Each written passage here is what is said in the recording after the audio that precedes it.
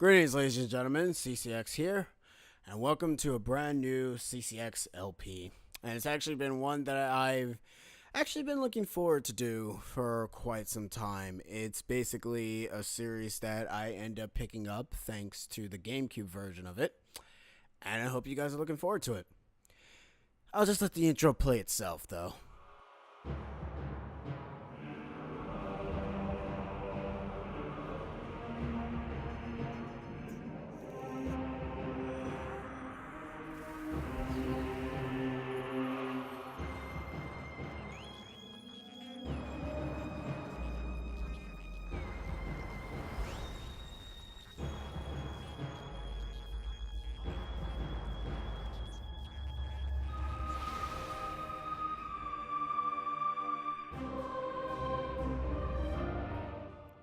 That is right. Welcome to Metroid Prime Trilogy. The game that is in a tin case and you can actually get it on the virtual console, which sucks. So, you know, people who kind of want to sell the game on eBay or on Amazon are not really going to get a lot of money for it because it's friggin' available on the virtual console of the Wii U. So that's great. I mean, that's always nice, right?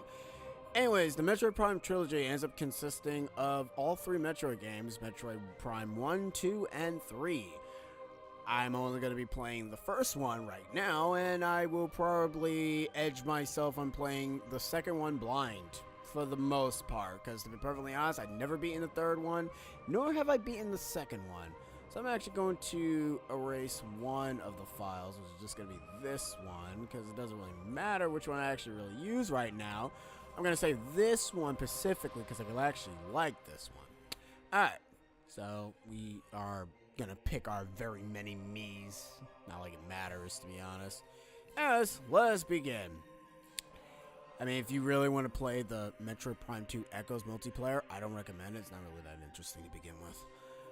Okay, so we're actually going to play on the veteran difficulty for two reasons. I think in the original version of Metroid Prime, I think that the normal difficulty is actually the veteran difficulty. There's also another difficulty that's hyper mode, which you can only end up playing after you've beaten the game. Veteran mode I'm familiar with. I mean, I'm familiar with the game here and there. Will this be 100%? I have no idea. All I know is that to be able to get 100%, you need to go ahead and scan everything. So yeah. In the European version of Metroid Prime 1, this scene was actually voiced by Samus Aran herself. I don't have the quote with me. I don't feel like even saying it because who cares? It's in the American version, you're not going to really get it. Now, there's a lot of changes that the trilogy version does compared to the GameCube version. First off, the optimal strategies that you would use for speedrunning tactics are not applied for the trilogy version, mainly because of the physics that is implemented for the trilogy version. You can't really implement as much in you can't really do them as you would in the original version. In the original version, it was a little bit more exploited. In the trilogy version, not so much. The difference that the trilogy ends up doing, however, it basically gives the two Prime games, 1 and 2, the ability to play kind of like a similar control scheme for Metroid Prime 3. You'll actually know the bits of differences here and there for the control scheme. It's a lot smoother to play off of the Wii version compared to the GameCube version. Not to say that the GameCube version is bad. It's good. The GameCube version is phenomenal. And this is one of the scenes that people seen the first time of Metroid Prime, and to this day, I have to say, seeing a Metroid game in 3D was a bit off-putting for me at first. I thought it was going to suck. Because, Metroid has always been 2D, and it never had a 3D rendition to itself until the GameCube era. So that always sucks. It's nice to now see it, but see it in its full-fledged 3D motion is pretty damn awesome. Anyways, you can end up seeing the controls there. Now, one of the main things that makes the Wii version better than the GameCube version is, well, you can flick the Wiimote. and to be able to do a bomb jump. You will usually have to use the bombs to go ahead and use the bomb jump, but since, you know, you have the capabilities of flicking the Wii remote, you don't really have to do that. The other thing is that there are some details that is missing from the beam cannons. Like in the original version, the GameCube, the vanilla version, I should say, there used to be like like a shining spark that used to come out of the beam weapons. You can't really see it for here because, like I said, this is the one thing that they get rid of in the trilogy version, which sucks. But yeah, that detail is gone. And I missed that detail because it did give a big giant punch to the beam weapons. But anyways, you end up going and pressing the minus button to be able to get out your scanner visor. Your scanner visor is basically the go-to thing that you'll be utilizing to get 100% in this game. To get 100% in Metroid Prime, or any of the Metroid Prime games, you basically have to scan every little thing. I'm going to say this now, it's a bit on the... it's on the taxing side. I mean, if I actually scanned everything, then kudos, and wow, my aim is terrible. Mainly because, okay, well, we can't do that. Alright. Now, it's a bit... Okay, I'm going backwards, wow. It's a bit weird to play and record this at the same time. Mainly because, you know, I'm not standing in front of the TV, I'm standing over on the side. But, yeah. Anyways... One thing you should mention, sometimes these doors are never really open. And also, using the morph ball actually makes you go faster, obviously. But other than that, you know, it's a typical first-person shooter. You got your HUD here that basically tells you every single thing. You got your beam weapons right here. You won't be able to get... You'll get more of them once we progress through the game. And same for the visors as well. You'll end up obtaining more of them as you progress through the game. Other than that, you don't really have to worry so much about it. I kind of do want to go ahead and get... Wait a minute. Or is that the other room? Did I miss it? Wait a second. There's a... Okay, no, I guess I didn't miss it. Okay, okay. Usually I was expecting something to show up here. Huh. I mean, I'm thinking of something else. Yeah, I'm thinking way too far ahead. Anyways, you can lock on with the Z target, but, you know, with the ability to be able to go ahead and utilize this to be able to just, you know, scan whatever, you know, it's good. And the thing about Metroid Prime is that it tells a story by the scanning visor, so if you're not into the Metroid series for its story, you don't have to go ahead and scan everything for it. If you want to, however, you can, but it's really, really just up to you. But relatively enough, your main thing is that you're probably, for your first playthrough, you're probably going to end up just scanning practically everything. Now, the things that are more important, it's the enemy bios and the red text. The red text are the things that are important. Like when it says that, kind of like, well, actually, no, those are kind of a bad example. Let me see. What's a very good example? I need to find something that's actually red. The red text is basically your percentage, and so are the enemies. You need basically both. So, yeah. This is what I was thinking of, by the way. I was thinking of this. I don't know what the hell's wrong with me. Alright, let's see.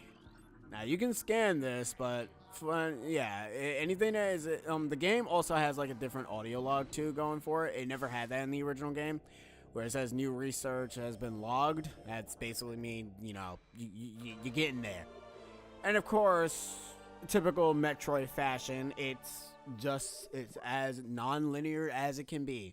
Even though you are going to be going through a set path regardless, but the game doesn't really tell you. There is a hint system that ends up after a while, once you have made like no progress whatsoever. The game will at some point ends up saying, hey, there is something in this specific location, and the map will end up indicating where it is. You end up pressing the 1 button, and you can basically go ahead and see this very, very well 3D map. I really love this map. Like, at first, when I first played it, it confused the crap out of me, to be honest. Like, it really did. And it's very... It's weird to get used to. Like, I played Metroid Prime 1 loads of times, and I'm probably going to screw up anyway, so expect that to happen. Let's just say we're just hoping that this LP does not go ahead and just stop immediately. Oh, wait. Anyways, to strafe, you have to go ahead and Z-target an enemy, and you need to go ahead and press the jump button, which is basically your B button. Yes, I have to actually see if it was the B button, because, you know, sometimes it's actually not the B button. But yeah, that's basically how you're going to be able to strafe. Funny enough, though, if you don't really know how to strafe, you're kind of going to get boned by some enemies. Trust me. Now, these turrets are, well, unique. They're different turrets. These turrets kind of hurt. Well, actually, no. That one... Ah, damn it. Yeah, whatever. Anywho, let's see. Yep, we got ourselves another one. Kabushki. Yep. Oh, well. You seem like a very fascinating creature. What can you be?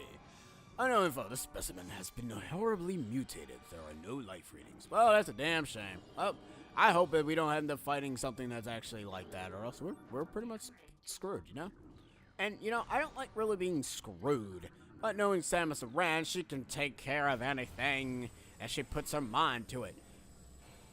In all honesty, most of the questions is why the hell are we even here anyways? Well, you know, we had a distress signal in Talon 4, but this is not Talon 4. This is some friggin' space orbital place thing.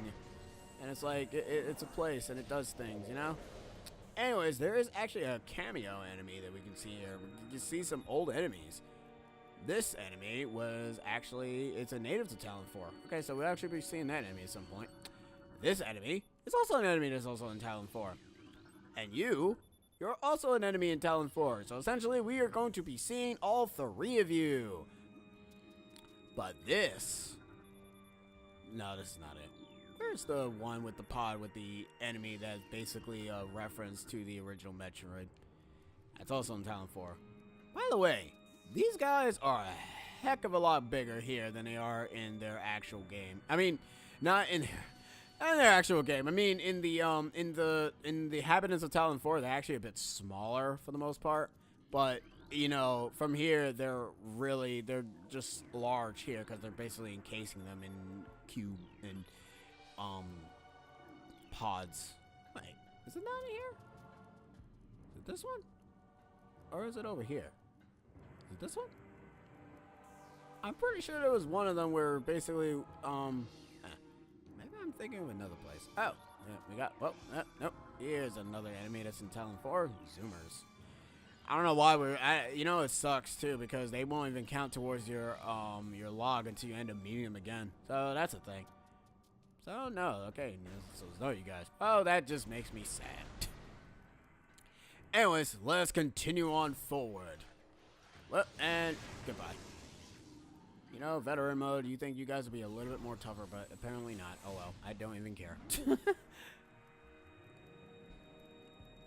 So, I have played Super Metroid, and I have played Metroid Fusion. Never picked up Zero Mission. Because that at that point it was a bit on the odd side for me. So yeah, it was like weird, you know. Now in veteran mode, the enemies' health are a bit larger, for lack of a better word. Because in all honesty, it's not that dramatic. Veteran is basically normal, and normal is basically beginner. So if you are not familiar with the Metroid Gambit, you're more better off playing, and if it's also your first person game, I recommend playing it on normal, so that way you can be able to get familiar with it. Mind you, you do get a difficulty. I think you get a difficulty in the original. I'm not really sure. I do know, however, I won't be able to showcase the fusion suit, which is basically in the original version, you had the capabilities of porting, well, not porting, you basically transfer your save file from Metroid Fusion to be able to go ahead and play as as the fusion suit. It looks pretty good, but most of the color schemes kind of are meh. So, there's that. Other than that, it's pretty cool. It's a nice costume change. And what a way for me to actually start playing Metroid Prime on this channel, considering the fact that Metroid Prime 4 was just announced. I think I want to say a few weeks. No, not a few weeks. Oh my god, no. A few months ago, I should say.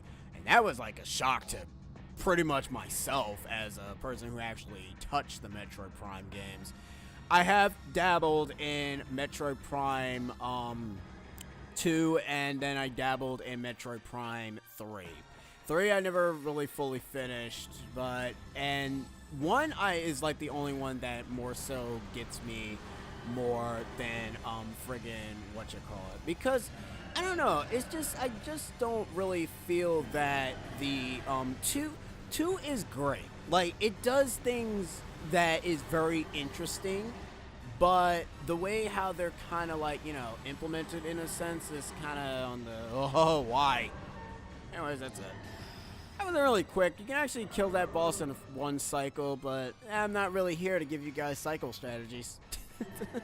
But, just in case you guys want to know. Actually, I don't really know. All I know is that there is a possible way to go ahead and kill it in one cycle. But just like all Metroid fashion, whenever you end up completing anything, reactor core critical, evacuate immediately. Because it's not a Metroid game without Samus blowing things up. And we got 6 minutes to escape from this place. Oh no! Whatever shall we do? But yeah, I've dabbled in the 2D, and I also played the sequel. Well, not the sequel, AM2R, which is actually a pretty good rendition to Metroid 2. Yeah, you guys just got like totally wrecked, and hi, bye. Like, seriously, goodbye. Hey, I don't like your look. Go ahead. Okay, cool. Anyways, I recommend just going to Morph Ball form. You actually will not be able to get, like, no friggin' chance of losing this area. Like, I mean, if you do die here, I'm sorry, but I guess, like, the only way you can possibly die is 2 things can happen to you. 1, you might accidentally don't know how to use the zip line, the grappler hook, I should say. That's probably like the only way that you'll probably ever actually mess up, because the grappler hook, it's easy to use, but the way how the game kind of tells you is a bit weird. In Metroid Prime 3, you are mostly using most of your abilities with the motion controls, which is actually pretty cool. And yeah, it's a nice thing. I don't even know why I'm even collecting these things, because in all Metroid fashion, you guys already know what's about to happen. And, anybody who's familiar with the game already knows that we're like semi-powerful, We're not too powerful, but we're pretty damn good right now. We're pretty on the good side. But I wonder what could possibly make us lose our... Wow, okay, that actually pushed me way back. Nope, I am going the wrong direction. Samus, you are... Oh, the door closed, no wonder. Wow. Anyways, can this kill me? No, it can't hurt me, it just pushes me. Anyways. Push, push, push, and get in the hole. Okay, I think we should actually be at the end point of this segment. It's not really a long segment, really. Like I said, it also gives you enough time. It doesn't really matter either what difficulty you're playing. The time is always the same. Anyways, about to meet him in familiar face. You know him. He's too big for Smash 4. It's Meta Ridley. That's right. Say hello to Meta Ridley. This actually takes place. I want to say this actually takes place after the original Metroid, but I could be wrong. And again, knowing myself, I probably am. I'm not also familiar with the Metroid lore all that much. Amazing. Okay, anyways, I screwed that up tremendously. The only thing I do know is that, Samus is, raised by bird people. That's it. That's like the only thing I know about it. And that really is the one that killed her parents. Also, here's the most stupidest segment of losing your power ever. That's right, ladies and gentlemen. We lost all our powers from a simple tap of an explosion. Hope you love that. Vari-suit malfunction. Morph ball malfunction. Missiles malfunction. Charge beam malfunction. I am sad all over the place. Ah, damn. And now I'm naked. Sometimes I kind of wish at one point we can just have like one time. You know, it's a good thing that explosion happened there, and you know, it didn't happen at some other time. That would have sucked. Like, you imagine if it actually happened when we were about to get to that grappling segment? We'd be boned. I mean, no, honestly, we really would be boned. Like, there would be, like, no real point. Anyways, and that's the end of this segment. Now, if you do manage to fail this segment, what actually happens, you probably end up seeing the explosion, and you probably just end up dead. And just getting the game over. But, yeah, that's a thing. But we need to go ahead and get that Meta Ridley. And he's called Meta in this one because he's metallic in this one. He's not skin like he was in the original Metroid or in... Oh yeah, that's right. The Trilogy version also gives you achievements. Or I like to call them Metriments. Metriments? Metriments. You know what? I'm sticking to that. I'm going to call them Metriments. People are going to hate me for that. Tracking on enemy target has been lost. Ground-based recon required. Begin landing sequence. Oh yeah, crocodile. I gotta say though, there's kind of one thing that I do like about this area. Well, Metroid Prime 1 in general. Its soundtrack is amazing. And, you know, at some point I will be silent for some pieces of music that does end up appearing in this game. But the soundtrack in this game, it really does well with the ambiance of a first-person story-driven game. I mean, I'm not really familiar with a lot of first-person shooters that does the ambiance correctly, but I'm pretty sure there's a lot of others that do it too. But, you know, what are you gonna do? Anyways, that would actually be the end of the first episode of Metroid Prime. In the next episode, we'll actually be exploring Talon 4. I'll be CCX, and I'll be seeing you guys next time. And I hope you guys will sit back and enjoy the ride. Laters!